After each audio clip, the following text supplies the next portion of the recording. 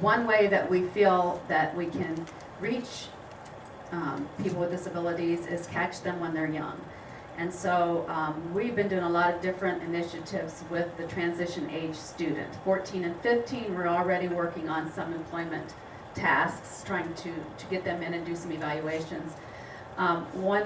One area that I want to focus on today is Project Surge, and that is a project at the hospital that our instructor, our Project Surge instructor, Lee Taylor, is going to tell you about. So come on up, Lee. I'll pass those around. Pretty loud, so I don't know. Hello, thank you. Project Search. I've been given the great opportunity to actually be the instructor for a bunch of wonderful students. What this is the collaboration. Project Search is with St. Rita's. It's with Allen County Board of DD through VRP3, which actually it's OOD now. It's called Opportunities for Ohioans with Disabilities. And this is funded through the collaboration of all of us. We are hosted at St. Rita's. They give us a classroom. We have students, we have 11 of them right now, who are in various departments. We have over 15 departments that they work in, anywhere from EVS, which is housekeeping. They're on grounds. They're in central processing, which is where they actually put together all of the surgical kits. Surgery center, which is about the same thing. They're in the emergency department. They're in dietary. They're, let's see, we had one in marketing just last time. But basically what these students do is they give up 1 year of their diploma. They defer it for 1 year from high school. They have to meet certain criteria. They have to be in their senior year. They have to have an IEP. An IEP is an individualized education plan. And what this means for them is that they're in the transition mode. They have to have all of their credits to graduate completed by their senior year. What they do is they defer their diploma for 1 year. They come with us for a whole school year. We follow Marimore's schedule. And then what they do is they come in and they're in class for an hour with me during the day. And then from 9 to 2, they're in an internship. So they work for that department. And the same thing as you saw in the employment services video. Actually, that's exactly what we do. We have job coaches that go around. They know the different departments. They know what they're supposed to do in there, myself including. We go and watch the students. We make sure that they understand what they're doing when they get in there. They're learning a scaffolding effect. They learn the lowest, you know, okay, put your gloves on, go into the department. The next day, you put your gloves on, then you do this task, and they keep building. They have 10 weeks, so they have 3 10-week internships that they complete. They're actually in their 3rd one right now. And there's only, I think someone said, 43 days left of classes, and they're getting excited. January, what we do is job development. So again, off the employment services video, kind of the same process. Some of the ones you saw up there, Jeff Ducey is our employment developer, our job developer. He'll come and get our students and take them out, and they'll do interviewing. They'll find jobs. And so now it's kind of like that progressive employment for them. And so through this whole process, they're learning transferable skills. We work on resumes. We work on those soft skills, social skills, how a cell phone could be effective at work and can get you fired. So those are the things that, and they are, you know, they're emerging young adults, and they do have disabilities, but they're amazing. We actually had a young gentleman who created a few YouTube videos for St. Rita's with Project Search in mind. And so those are out there. He got that great opportunity just because he had said to us, well, I created some stuff in high school. So we thought, well, let's see what we can do. So we collaborate with the hospital again. We talk to the different people. We have a liaison, Amy Banks, and we go to her. We say, what do you think about this department? And so we work closely. So my classroom and the students that are there, we're there all day long. And then they go home at 2:30, and hopefully they come back the next day. But we actually have great news. We have 2 students that have been hired already, and they're actually a PRN position at the hospital. One is in EVS and one is in dietary. We have a hopeful student that right now with CHP, they're kind of on a hiring pause is what they told us. But we have a student at the end of our program that is actually going to be hired in surgery center or the central processing. The emergency department actually said that at the end they're going to take all 3 candidates that have worked for them and interview them again and hire one. So, and that's not our goal is to get them hired at St. Rita's. Our goal is to get them out in the community. Our goal is to get them, you know, jobs. That is our goal. Our goal is to find competitive employment. We want to see them at 20 hours a week at least. We want them at minimum wage so that that way they are paying taxes. That way they are making an income. and they feel important about themselves. So we do learn budgeting. They learn budgeting every day. They learn how it is to go out and get a bank account. Some of them already have bank accounts. I have one student who lives on his own already. So, he kind of helps our classroom situation by giving his input. But these students are amazing. They're at the last end of this. And again, they just want to work. They're there every day. We had some in the transitions program coming from school, and the teachers were like, oh, they may never come to class, they may not do this, but they've not missed a day. And they love it. Again, they don't get paid by St. Rita's, but they feel like they're a part of St. Rita's. So they come in, they wear the uniform, they go to their departments, and sadly they have to give a 2-week notice when they're done with it. And and the departments understand this. So it's the whole process of going in, getting hired. They do mock interviews all day long, or all year long basically, and we gear them up just to get them out there. It is very fast, very progressive, but they're doing wonderful. And like Angie said, I think this is a great opportunity for our young emerging adults with disabilities to get out there and really show that they can do what everybody else is doing, and that they can make a difference in the community. Does anybody have any questions? I know Angie had passed out those. Yes? And this starts for high school only, but what was Angie saying about 14 or 15-year-olds? Well, they have, this is the next level. So they have 14, 15-year-old like summer youth programs. For us, this is 18 to 21-year-olds. So we take them when they're ready to graduate. We want to, because at this point, when they're 18, and they have an IEP team forever, all the way through schools, that they've had that IEP from kindergarten. Now they're 18, they're getting ready to graduate, they don't know what to do. A lot of them just kind of go home. They keep going. So we take them and we kind of get them ready for that next step. We show them, this is what you do. It's kind of like that guidance counselor in high school teaching you, okay, now here's all the FAFSA forms, here's what you do to go to college. A lot of them may not go to college. And some of them have dreams to do that, but what they're doing is they're learning how to be socially acceptable and professional out there. So yeah. We also do a summer youth project where kids get paid. The 14 and 15-year-olds have a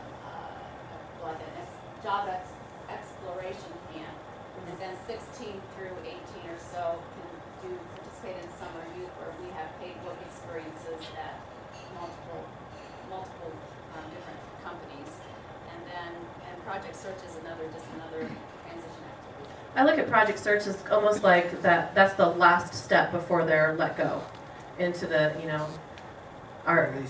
released into the wild. Exactly. This is their last step. And as a last step, I've seen a lot of them change. We discussed the differences between work and high school. Huge differences. They don't understand some of that sometimes. They go running through the hallways, which they haven't yet, so that's not kind of but they have a lot of fun. They really do. And all of the employees at St. Rita's have embraced all of our students. And if you see them walking through the halls, they have their badges on from St. Rita's, and they have their Project Search shirts on. And St. Rita's has donated so much to us so far that they can't wait for us to come back next year. And we do go from August to May, so they're actually getting ready to graduate on May 23rd. So, anybody else have any questions? Yes, Marie? Lee, do you have any connection with Memorial Hospital then too at all, or? No, this is the collaboration. Years ago, I guess it had been through Lima Memorial and Lima City Schools, and the program just kind of fizzled. Not enough students, not enough interest. This is actually countywide. So now we're pulling in schools, not just from Lima City Schools, but from all over. So like right now, we have Shawnee represented, we have Columbus Grove, we have Wapak, we have Elida, Lima City Schools. So yeah, we have quite a bit. So we take, and it's nice because now they're not just coming from one glop of school students, but they're coming from all over. And now they're seeing, oh, it's not just me. I have other friends, and now I've made new friends. So. How many students in the program and how many graduated? Well, this is our first year. So so far we had 11 students start. We lost 2. Sometimes this is not for them. And then we had a waiting list, which is an excellent problem to have. So we put 2 of those students right back in, and we still have all 11, which is nice. But I'd like to see them get jobs here real soon, because we have, like I said, 43 days, and the pressure's on. But yes, we can take 12 students. And in fact, we actually just did our review. We had applicants fill out for next year, and we've already decided on those 12, and so we do have 12 for next year with a waiting list. So it's growing. It's great. Anybody else have any questions? Yes.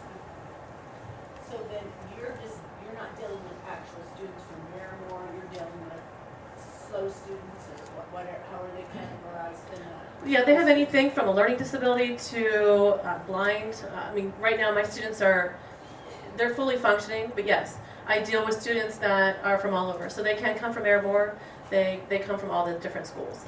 So yes, and they do have a disability.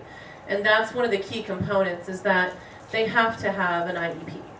So in that IEP lists their disability, and then that's what we work on. We work on their strengths and kind of curve their weaknesses into a strength. So then you work through the schools. How does this? Because this first I've heard. Right. So how do you get the information out into the community? Just through the local schools? Yes, actually I work really well with Miramore superintendent and of course my boss, and with Peggy, who is the principal of Miramore. We also work with the Allen County ESC with Kim Nellis, and she is actually will send everything out to all of the special education directors of all the different schools. So we have a big group that we get together, and I've spoken to all of them, so they're all very aware of what we do in this new program. Because before, Apollo has transitions program, but they kind of do different things all day long. It's a great program, but I like this one since it's, I'm biased, but it is a 10-week program, 10-week here, 10-week at this one and 10-week at that one. So they're not just gaining a skill for a day or two or three. They're going in and learning something for 10 weeks, and they're gaining a skill, and they're moving forward. So what we do is our job coaches, myself, and the job coaches I have up there that come up and help me, we look at what they're working on. And so when the student comes in and we say, okay, oh, you can work in marketing, excellent. So then we think, what else can they do with marketing? Where else can they go from this? So we move them up into a different position in the hospital that's available. And we say, okay, they're really good at listening. They're really good at following directions. They're really good at putting this together, or time management skills. So it may not be in the same job function, but they're somewhere else now where we know that their skills are going to get better. And so, but yes, all of the schools, I've had good feedback from a lot. In fact, we have students from Bluffton that have signed up that are actually accepted for next year. Allen East. So, the word's getting out, so that's excellent. We had an open house. Yes. Both years, well, anytime we've had this kind of program, but this has been the most successful program. And it's because there's so many different schools feeding in, and because we have our own instructor that we can work with. But at this point, we have, at the open house, there are so many, last year was standing room only. Families are just really wanting this kind of thing for their kids. This year, again, we had families of kids who are freshmen, aren't eligible for the program, but they are starting to hear about it and wanting more. Yeah, I had gone to Lima City Schools, had a transition fair, and I had gone to that it was December. And I had anywhere from freshmen to seniors coming up and asking me what Project Search was all about. And I'd say, okay, come see me in 3 years, And so at least I know that it's still building. It's something that's going to be out there, and I hope it keeps building. So. I also want to say, she talks about the job coaches and she's in the hospital. Well, more importantly, at this point, the mentors there are mentors that are taking responsibility. Not that they're there doing, helping them do the job, but that they will be there if there's a problem. So it's only Lee and a job coach that's there some of the time. So, and these 11 students are all over the hospital, and they're getting, it's not like I have a staff person with every one of them. They're independent. Yeah, they're very independent. They've actually, when we first started, they asked, can we go to lunch, with our mentors? Oh, absolutely. And in fact, it's such a good environment for our students that they feel like they're such a part of each department that they're working in.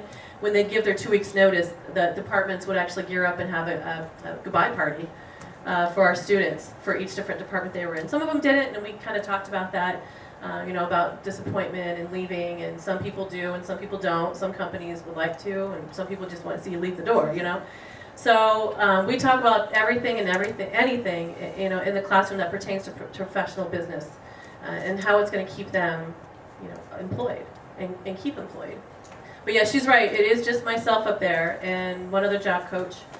For 11 students, we were very busy. So right now I have 2 job coaches up there replacing me, following my students around. But as Angie was saying, we do have mentors in every department. And, you know, anywhere we go, they're like, oh, my cousin has a disability or my son has a disability. So the mentors that have stepped up for us at St. Rita's have actually, you know, either had the experience or want that experience or want to go in and help our students. We have some that are, you know, you just go in and you have no idea that this is a student working underneath that person. Just because they go in and they show them step by step on how to perform their job. The person down in the emergency room, they're stocking the rooms as if they're that person stocking the room. They let them do this half, they'll do this half, they do the Pyxis machines, they do the inventory. You know, they're waiting on, they go into the clients, the patient's rooms, and they're actually conversing. They do that, you know, one-on-one with the patient. So, I mean, they're really learning a lot of valuable skills. Any other questions? Any other questions?